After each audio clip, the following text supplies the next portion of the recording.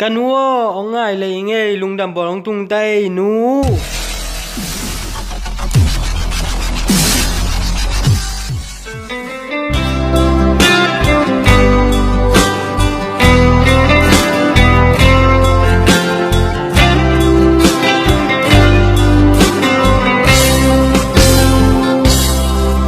am xian na dim lei tang hi bang ken na sim lei a tông bay sung gi bang ni ken hangin mo te kul bang li tung sing bang bal pi king om hi khang nge ham no chiang leng ban tua la leng kom đi kalon kin ta ni nge ta ta tâm kho ta ni nge i teng to mel ki mu ding a pai no a pai sai le ngai to ai bang na nga ding mo mang pa man ni mang pa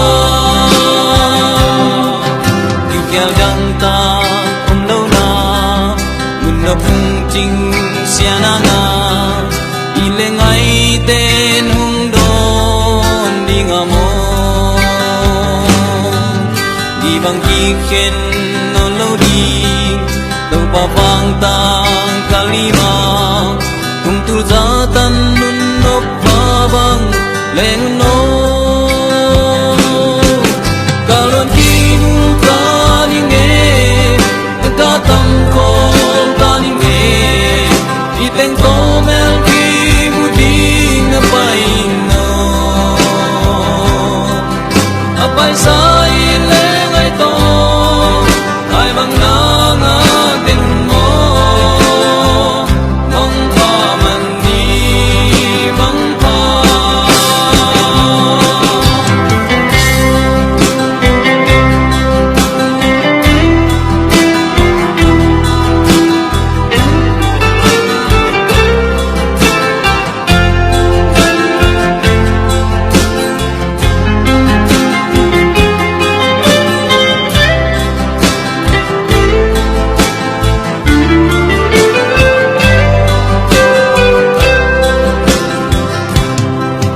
kamin pi tuang na tuntia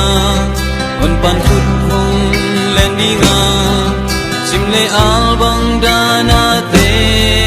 theo ta đi van đi siang thâu van pi to to không ki ma ki mu in tu no pan na la sa kom đi na ton tu